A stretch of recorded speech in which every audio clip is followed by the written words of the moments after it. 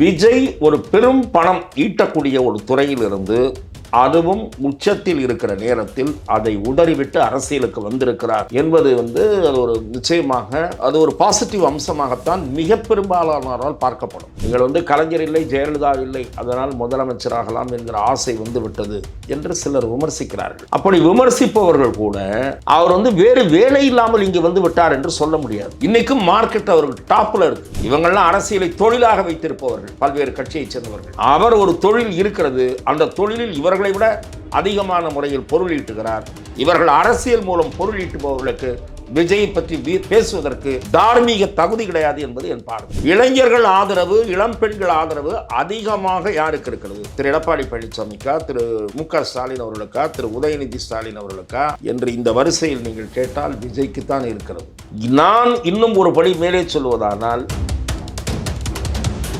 இன்றைக்கு தமிழ்நாட்டில் மிகப்பெரிய அளவில் இளைஞர்கள், இளம் பெண்கள் ஜாதி மதம் கடந்து விஜயை ஆதரிக்கிறார்கள். அரசியல் ரீதியாக விஜய் என்ன செய்ய போகிறார் இப்போது அதுதான் முக்கியம். திராவிட முன்னேற்ற கழகம், அண்ணா திராவிட முன்னேற்ற கழகம் இரண்டு பெரிய திராவிட இயக்கங்களுக்கும் மாற்றாக தன்னை முன்னிறுத்திக் கொள்ளுகிற விஜய் இவர்களிடமிருந்து மாறுபட்ட ஒரு நிர்வாகத்தை எப்படி தரப்போகிறார்? மதுக்கடைகளை மூடுவதுதான் படிப்படியாக குறைப்போம் என்ற வசனத்தை திமுகவும் பேசியிருக்கிறது, அண்ணா திமுகவும் பேசியிருக்கிறது. விஜயனுடைய நிலைப்பாடு என்ன? சமவாய்ப்பு அல்லது வறுமையற்ற நிலை, ஊழலை ஒழிப்பேன், இதெல்லாம் சொல்லியிருக்கார். நான் மட்டும் இல்ல, என்னை சுற்றி இருக்கிறவங்களையும் ஊழல் செய்ய விடாமல் தடுப்பேன். ரைட், வரவேற்கிறோம். விஜய் இங்கே இருக்கக்கூடிய கல்வி, சுகாதாரம் இவற்றையெல்லாம் என்ன செய்ய போகிறார்? இவற்றிலெல்லாம் அவருடைய பார்வை என்ன? தரமான கல்வி கிடைக்க செய்வோம், தரமான சுகாதாரம், அதில் என்ன பாலிசி, அந்த டிராஃப்டர்லாம் அவருடைய தேர்தல் அறிக்கையில் நிச்சயமாக எதிர்பார்க்கப்படும். இன்க்ளூசிவ் நியூஸ் தமிழ் நேயர்களுக்கு வணக்கம். இன்றைக்கு நேர்காணலில் நம்ம கூட இணைஞ்சிருக்காங்க மூத்த பத்திரிகையாளர் திரு துக்ளக் ரமேஷ் அவர்கள். நிறைய கேள்விகள் கேட்க போகிறோம், வாங்க பேசலாம். வணக்கம் சார். வணக்கம். அதாவது விஜய் அவர்களுடைய ஸ்பீச் இன்னைக்கு 3வது ஆண்டு தொடக்க விழாவை நோக்கி டிவிகே நகர்ந்திருக்கு. ஸோ அவங்களுடைய அரசியல் அப்படிங்கிறது தமிழக களத்தில் ஸ்டார்டிங்ல இருந்து இந்த 3 ஆண்டுகள் தொடங்கினது வரைக்கும் எப்படி எவால்வ் ஆயிருக்குன்னு பார்க்குறீங்க? விஜய் அவர்கள் அரசியல் இயக்கம் தொடங்கிய பிறகு நடைபெற்ற நாடாளுமன்ற தேர்தலை அவர் பங்கேற்கவில்லை. ஏனென்றால் அவருடைய இலக்கு என்பது தமிழக சட்டமன்ற தேர்தல் என்பதாக இருந்தது. இரண்டாவது, கட்சி தொடங்கியவுடன் ஒரு பெரிய பொது தேர்தலை, அதுவும் பாராளுமன்றத்தில் யார் வர வேண்டும், பிரதமராக வேண்டும் என்பதற்கான தேர்தலில் தன்னுடைய அரசியல் என்பது பெரிய பங்களிப்பை அளிக்கக்கூடியதாக இருக்காது என்று அவர் கருதி இருக்கலாம். அவருடைய கட்சியைச் சேர்ந்த நிர்வாகிகளில் மிக பெரும்பாலானவர்கள் அரசியலுக்கே புதியவர்கள். அதாவது அரசியல், தேர்தல் அரசியல் வேறு, கள அரசியல் வேறு. அவர்கள் விஜய் நற்பணி இயக்கம், அதாவது ரசிகர் மன்றம், அந்த அமைப்பில் நிர்வாகிகளாக இருந்தவர்கள். அப்படியே இயக்கத்திலும் மிக பெரும்பாலானவர்களை பொறுப்புகளில் அதனுடைய பொதுச் செயலாளராக இருக்கக்கூடிய திரு புஷி ஆனந்த் அவர்கள் நியமித்திருக்கிறார்.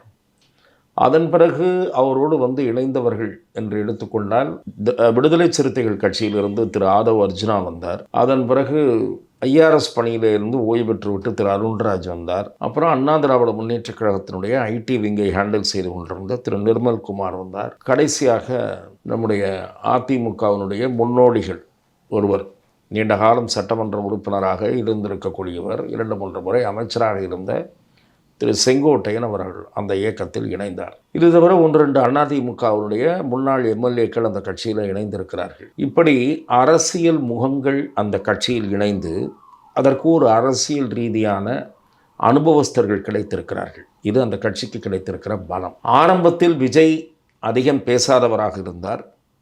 பரப்புரை கூட்டங்களில் கூட 15 நிமிடங்களுக்கு மேல், 10 நிமிடம் 15 நிமிடங்களுக்கு மேல் பேசாதவராக இருந்தார். அவருடைய பிரச்சார பயணங்களில் திட்டமிடலில் குறைபாடு இருந்தது.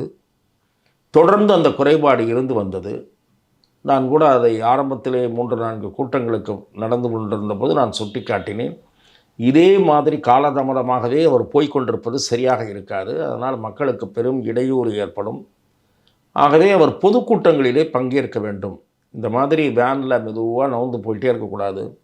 இது போலீஸும் நீண்ட காலம் அனுமதிக்காது என்று சொன்னேன். வழக்கமாகவே எதிர்க்கட்சி கூட்டங்களுக்கு போலீஸ் பாதுகாப்பு மிக குறைவாகத்தான் தரப்படும். அந்த வகையிலே திரு விஜய் அவர்களுடைய கூட்டங்களுக்கும் மிக குறைவான அளவு போலீஸ் பாதுகாப்பு என்பது கொடுக்கப்பட்டது. விஜய்க்கு பெருமளவுக்கு இளைஞர்களும் ரசிகர்களும், பெருமளவுக்கு பொதுமக்களும், கட்சி சாராத பொதுமக்களும், கட்சி சாராத பெண்களும் விஜய் பார்க்க வேண்டும் என்று திரண்டு வருகிறார்கள். அவர் பேசுவதை கேட்க வேண்டும், க்ளோஸ் குவார்ட்டர்ஸில் இருந்து பார்க்க வேண்டும் என்று வருகிறார்கள். ஆகவே அவருக்கு ஒரு விசாலமான இடத்தை தர வேண்டிய பொறுப்பு, அதேபோல் உரிய பாதுகாப்பு ஏற்பாடுகளை தங்கள் தரப்பிலிருந்தும் செய்து கொள்ள வேண்டிய கடமை திரு விஜய்க்கு இருக்கிறது என்பதை நான் சுட்டிக்காட்டி வந்தேன். இந்த நிலையில்தான் கரூரிலே நடந்த பரப்புரை கூட்டத்திலே ஒரு பெரிய துயர சம்பவம் நிகழ்ந்துவிட்டது. அந்த துயர சம்பவத்திற்கு யார் பொறுப்பு என்று ஒரு விசாரணை நடந்து கொண்டிருக்கிற நிலையிலே அதை பற்றி நான் விரிவாக பேச விரும்பவில்லை.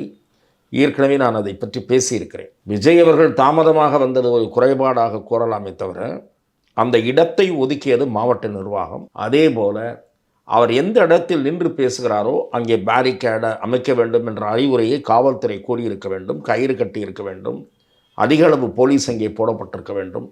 இவையெல்லாம் செய்யப்படவில்லை. ஆகவே இனி விசாரணை, சிபிஐ விசாரணை கோரினார், அது கிடைத்திருக்கிறது. அரசியல் ரீதியாக விஜய் என்ன செய்ய போகிறார் இப்போது, அதுதான் முக்கியம். திராவிட முன்னேற்றக் கழகம், அண்ணா திராவிட முன்னேற்றக் கழகம், இரண்டு பெரிய திராவிட இயக்கங்களுக்கும் மாற்றாக தன்னை முன்னிறுத்தி கொள்ளுகிற விஜய் இவர்களிடமிருந்து மாறுபட்ட ஒரு நிர்வாகத்தை எப்படி தரப்போகிறார்? ஊழலை ஒழிப்பேன், வறுமையை ஒழிப்பேன், ஏற்றத்தாழ்வு கிடையாது, இதெல்லாம் பேசாத கட்சியே கிடையாது. புதிதாக நீங்கள் எதையும் சொல்ல முடியாது. நீங்கள் இதை தாண்டி தமிழக அரசின் நிதி நிர்வாகத்தை நான் எப்படி மேம்படுத்துவேன், தமிழகத்திலே இருக்கக்கூடிய சில பிரச்சனைகள், ஒரு மணல் கொள்ளையோ போதை கலாச்சாரமோ, இவற்றையெல்லாம் நான் எப்படி ஒழிப்பேன், அதில் என்ன மாதிரியான நடவடிக்கை எடுப்பேன், அவர் தாய்மார்களுக்கு நான் பாதுகாப்பு தருவேன், என்னுடைய சகோதரிகளுக்கு பாதுகாப்பு இருக்கும் என்கிறார். நான் சொல்வது, இந்த மணல் அள்ளுவது, மணலை அதிகமான அளவு எடுத்து கடத்தி சென்று விற்பது, அல்லது அளவு கடந்த மணல் பர்மிட்டை விட அதிகமாக எடுப்பது, இதன் மூலம் ஒவ்வொரு மாதமும் பல கோடி ரூபாய் பெரும்பணம், ஒவ்வொரு ஆண்டும் ஆயிரக்கணக்கான கோடி ரூபாய் அரசாங்கத்திற்கு இழப்பு ஏற்பட்டு கொண்டிருக்கிறது. அதே போல மதுபானங்கள் விற்பனை அளவு கடந்த நேரம் விற்கப்படுகிறது. தமிழ்நாட்டில் லிமிட்டட் பீரியடில் மது விற்பனையே கிடையாது. எப்போ போனாலும் மது கிடைக்கும் என்கிற சூழல் தமிழ்நாட்டில் திராவிட முன்னேற்ற கழக ஆட்சி உருவாக்கி இருக்கிறது. மதுக்கடைகளை மூடுவதுதான் படிப்படியாக குறைப்போம் என்ற வசனத்தை திமுகவும் பேசியிருக்கிறது, அதிமுகவும் பேசியிருக்கிறது. விஜயனுடைய நிலைப்பாடு என்ன இன்று வரை தெளிவுபடுத்தப்படவில்லை. ஆகவே இந்த மாதிரியான பிரச்சனைகளை அவர் அட்ரஸ் செய்ய வேண்டும். நீங்க சொல்ற கோர் பாயிண்ட் வந்து புரிஞ்சுக்க முடியுது. அதாவது என்ன இதை செய்வேன்னு சொல்றாரு, ஆனா எப்படி செய்வேன்னு சொல்ல மாட்டேன். இல்லை, இதையெல்லாம் இன்னும் சொல்லவே இல்லை. அவர் சொல்வது வேறு சில விஷயங்கள் சொல்லுகிறார். அதாவது சம வாய்ப்பு அல்லது வறுமையற்ற நிலை, ஊழலை ஒழிப்பேன், இதெல்லாம் சொல்லியிருக்கார். நான் மட்டும் இல்லை, என்னை சுற்றி இருக்கிறவங்களையும் ஊழல் செய்ய விடாமல் தடுப்பேன். ரைட், வரவேற்கிறோம், பார்ப்போம் அந்த வாய்ப்பு கிடைக்கிறதா, வாய்ப்பை மக்கள் அளிக்கிறார்களா, அப்போது இவர் சொன்னபடி நடந்து கொள்ளுகிறாரா என்பதையெல்லாம் பார்ப்போம். ஆனால் வேற கோர் இஷ்யூஸ் இருக்குது. நான் சொன்னதெல்லாம் சிலது தான். தனியார் கல்வி கட்டண கொள்ளை, தனியார் மருத்துவ கட்டணங்களில் இருக்கக்கூடிய பெரும் செலவினம், அரசாங்க பள்ளிகளில் இருக்கக்கூடிய ஒரு குறைபாடு, அதே போல் மொழி பிரச்சனை, இவற்றிலெல்லாம் அவருடைய பார்வை என்ன தெரிய வேண்டும். மத்திய கல்வி நிலையங்கள் தொடங்குவதை அனுமதிப்பதை பற்றி, மத்திய கல்வி நிலையங்கள் இங்கே தொடங்கப்பட வேண்டும் என்ற கருத்தை கொண்டிருக்கக்கூடிய காங்கிரஸ் திமுகவிடம் ஒரு அடிமை கட்சியாக இருக்கிற காரணத்தால் அந்த கருத்தையே பேச மறுக்கிறது. தேசிய அளவில் காங்கிரஸ் கட்சிக்கு ஒரு மொழிக் கொள்கை, மாநில அளவில் ஒரு மொழிக் கொள்கை என்கிற ஒரு சந்தர்ப்பவாத நிலையை காங்கிரஸ் கட்சி மேற்கொண்டிருக்கிறது. விஜய் இங்கே இருக்கக்கூடிய கல்வி, சுகாதாரம், இவற்றையெல்லாம் என்ன செய்ய போகிறார்? இவற்றிலெல்லாம் அவருடைய பார்வை என்ன? தரமான கல்வி கிடைக்க செய்வோம், தரமான சுகாதாரம், அதில் என்ன பாலிசி, அந்த டிராஃப்டர்லாம் அவருடைய தேர்தல் அறிக்கையில் நிச்சயமாக எதிர்பார்க்கப்படும். இதை தாண்டி அவர் அந்த கட்சியினுடைய தலைவராக பொதுமக்களை சந்திக்க வருகிற நேரங்களில் அவர் பேசுகிறார். மற்ற நேரங்களில் அந்த கட்சி அப்படியே முடங்கி இருப்பதை போன்ற ஒரு தோற்றம் இருக்கிறது. இது தமிழ்நாட்டில் வளர்ந்து வருகிற ஒரு கட்சிக்கு நல்லதல்ல என்பது என்னுடைய பார்வை. மற்ற நேரங்களில் அவருடைய கட்சியினுடைய இதர நிர்வாகிகளாவது டே டு டே ஆக்டிவிட்டீஸ் இருக்க வேண்டும். முதலில் கட்சி அலுவலகத்தை பனையூரில் இருந்து காலி செய்துவிட்டு ஆழ்வார்பேட்டைக்கோ அடையாறுக்கோ சென்னை மையப்பகுதியில் கொண்டு வாருங்கள், தேனாம்பேட்டைக்கோ எங்கேயாவது கொண்டு வாருங்கள். நீங்கள் இன்றைக்கு சத்தியமூர்த்தி பவனில் பாருங்கள், வேட்பாளர்களாக வர விரும்புகிறவர்கள் அல்லது கட்சியினுடைய நிர்வாகிகளை அழைத்து கொண்டு வேன்களிலும் கார்களிலும் வருகிற காட்சியை நாம் பார்க்கிறோம். அதிமுக அலுவலகம், திமுக அலுவலகம் எல்லாம் ஜேன்னு இருக்குது.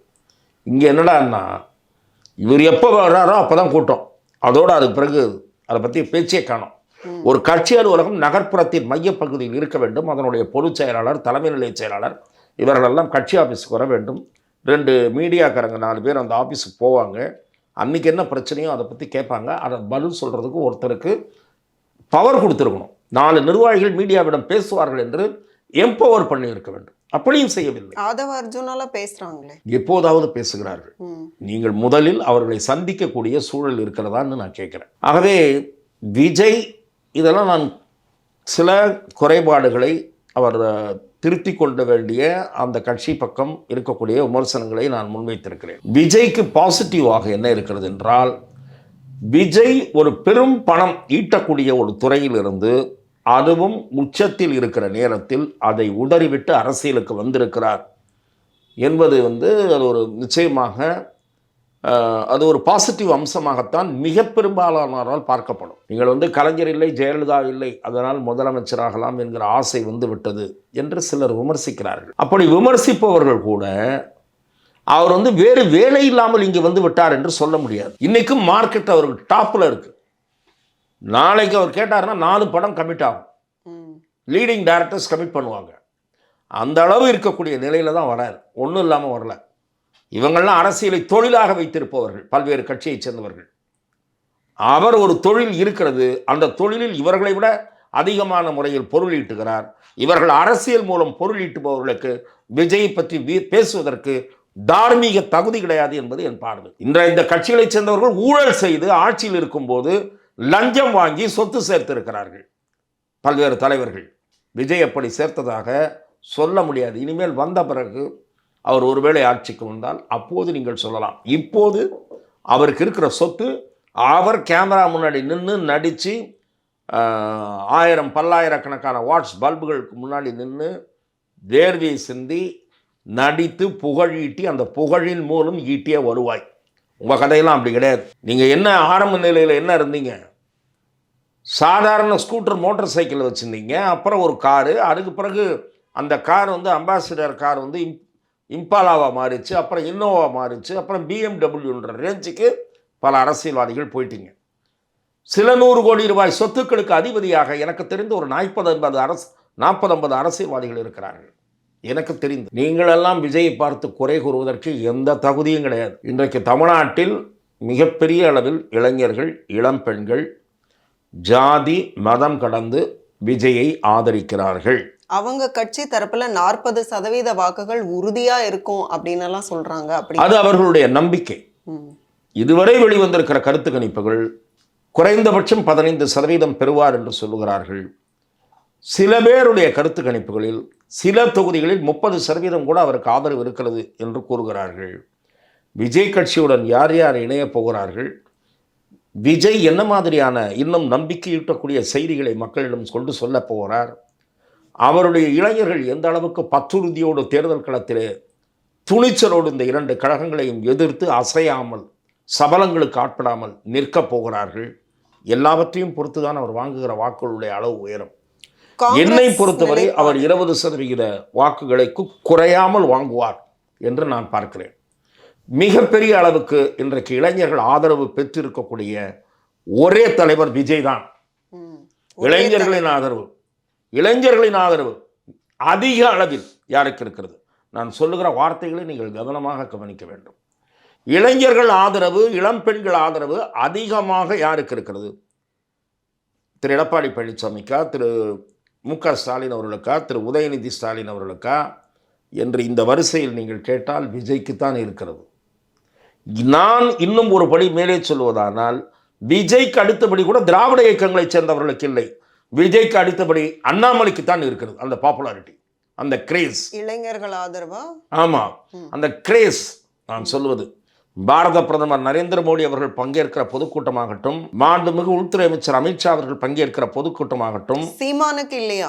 அண்ணாமலை பெயரை சொன்னவுடன் கூட்டம் ஆர்ப்பரிக்கிறது. அந்த அளவு கைத்தட்டல், விசில் பறக்கிறது. ஆகவே அது அவர் ஈட்டிய புகழுக்கு காரணம் அரசியல் ரீதியாக களத்தில் திமுகவை உலுக்குகிற வகையில் கேள்விகளை கேட்டார். துணிச்சலான அவருடைய அரசியல், அதுதான் அண்ணாமலையின் புகழுக்கு காரணம். நீங்கள் திரு சீமான் குறித்து கேட்டீர்கள். திரு சீமான் அவர்கள் தனித்து தொடர்ந்து தேர்தலில் போட்டியிட்டு 8% அளவுக்கு வாக்குகளை கொண்டு வந்து நிறுத்தி நம்பிக்கையோடு பேசிக் கொண்டிருக்கிற செயல்பாட்டை நான் பாராட்டுகிறேன். திரு சீமான் திராவிட இயக்க, குறிப்பாக திமுகவை தோலுரிக்கிறார், ஈவேராவை தோலுரிக்கிறார், ஈவேராவினுடைய முரண்பாடான பேச்சுக்களை அம்பலப்படுத்துகிறார் பொதுவெளியில். ஆகவே திரு சீமான் அவர்கள் இன்றைக்கு திமுகவும் சரி திகாவும் சரி பதிலளிக்க முடியாமல் திணறிக் கொண்டிருக்கின்றன. ஏனென்றால் அவர் பேசுகிற கருத்துக்களுக்கு சப்சிக்வெண்டாக ஆதாரம் கொடுக்கிறார். திராவிட இயக்கத்தினுடைய முன்னோர்கள் என்ன செய்து கொண்டிருந்தார்கள்? வெள்ளையர்களுக்கு வால் பிடித்தார்கள். நீதி கட்சி அதனுடைய வரலாறு என்ன? அதே போல திக, நாட்டுக்கே சுதந்திரம் கிடைத்தாலும் சென்னை ராஜதானியை விட்டு அவர்கள் வெளியேறக்கூடாது என்று மனு போட்ட கட்சி தான் திராவிடர் கழகம், ஈவேரா. இதையெல்லாம் சொல்லுகிற துணிச்சல் சீமானுக்கு இருக்கிறது. அந்த சீமான் அவர்களை நான் பாராட்டுகிறேன். விஜய் அவர்களுடைய ஈவேரா பற்றிய நிலைப்பாட்டில் இருந்து நான் மாறுபடுகிறேன். ஈவேரெல்லாம் இப்போ ஈவேராவெல்லாம் காட்டிலாம் ஓட்டெல்லாம் வாங்க முடியாது. அதை விஜய் புரிந்து கொள்ள வேண்டும். ஈவேராவுடைய சில கொள்கைகளை நீங்கள் ஆதரிக்கலாம், நானும் ஆதரிப்பேன், அது வேற விஷயம். சாதிய ஏற்றத்தாழ்வுகள் கூடாது என்பது நல்ல கருத்து, நான் ஆதரிப்பேன். பெண்களுக்கு கூடுதலான அதிகாரங்கள் கிடைக்க வேண்டும் என்பதை நான் ஆதரிக்கிறேன். இது மாதிரியான சமூக ஏற்றத்தாழ்வுகள் அது அகற்றப்பட வேண்டும் என்பதெல்லாம் ஏற்றுக்கொள்ள வேண்டிய கருத்துக்கள். ஆனால் தமிழ் இலக்கியங்கள், நான் திமுகவை பார்த்து கேட்கிறேன், தமிழ் இலக்கியங்கள் பற்றி ஈவேராவின் பார்வையை நீங்கள் முழுமையாக ஏற்பீர்களா? ஈவேரன் பார்வையை நீங்கள் ஏற்பீர்களா? சிலப்பதிகாரம் ஒரு குப்பை இலக்கியம் என்று ஈவேரா கூறியிருக்கிறார். கண்ணகி ஒரு மடப்பெண் என்று சொல்லியிருக்கிறார். அந்த கண்ணகிக்கு சிறை வைத்தவர்கள் திமுககாரர்கள். அந்த மாதிரியான கருத்துக்கள், நான் தொல்காப்பியன் பொய்யன், திருவள்ளுவன் பொய்யன் என்று ஈவேரா பேசியிருக்கிறார். அதையெல்லாம் நீங்கள் ஏற்றுக்கொள்கிறீர்களா? ஆகவே விஜயும் சேர்த்து தான் அந்த கேள்வியை கேட்கிறேன். ஈவேராவுடைய இந்த கருத்துக்களை விஜய் ஏற்பாரா? ஈவேரா முழுமையாக ஏற்கக்கூடிய ஒரு தலைவர் அல்ல. ஈவேராவை சௌரியத்துக்கு எடுத்துக்கலாம். திமுக அப்படிதான் சௌரியத்துக்கு பயன்படுத்தி. ஈவேரா கடுமையாக நாத்திகவாதம் பேசியவர். விஜய் நாத்திகவாதத்தை ஏற்கிறாரா? விஜய் கருணாநிதியிடமிருந்து தவிர மற்ற கொள்கைகளை விஜய் அவர்கள் கலைஞர் கருணாநிதியிடமிருந்து மாறுபட்டு, திமுகவிடமிருந்து மாறுபட்டு தீபாவளிக்கு வாழ்த்து சொல்ல முன்வந்ததை நான் வரவேற்கிறேன். இவர்கள் சந்தர்ப்பவாதிகள். யார்? திமுக, அந்த அந்த அந்த வகையராக்கள், திருமாவளவன் வகையராக்கள். ஹிந்து பண்டிகைகளுக்கு வாழ்த்து சொல்லாதவர்களை மக்கள் நிராகரிக்க வேண்டும். நீங்கள் மைனாரிட்டி தாஜா அரசியல் செய்யக்கூடாது விஜய் என்று நான் சொல்லுவேன். இந்துக்கள் கொண்டாடுகிற பண்டிகைகளுக்கு வாழ்த்து சொல்ல வேண்டும். அப்போதுதான் மக்கள் உங்களை மதச்சார்பற்றவர் என்று பார்ப்பார்கள். மதச்சார்பற்றவர் என்றால் ஒரு மதத்தினரை திருப்தி செய்து அரசியல் செய்வது அல்ல. அந்த தெளிவு விஜய்க்கு வர வேண்டும். ஆகவே நான் எதற்காக இதையெல்லாம் சொல்லுகிறேன் என்றால், விஜய் எவ்வளவு தூரம் பல்வேறு விஷயங்களில் புரிதலோடு இருக்கிறார் என்பது இனிதான் வெளிப்பட வேண்டும். ஆனால் தமிழகத்தில் கணிசமான மக்களால் கவனிக்கப்படுகிற தலைவராக விஜய் உருவாகி இருக்கிறார் என்பது மறுக்க முடியாத உண்மை. மிக்க நன்றி. உங்களுடைய நேரத்துக்கும் உங்களுடைய கருத்துக்களுக்கும் மீண்டும் இன்னொரு சந்தர்ப்பத்தில் பேசலாம். நன்றி. வாய்ப்பளித்ததற்கு நன்றி.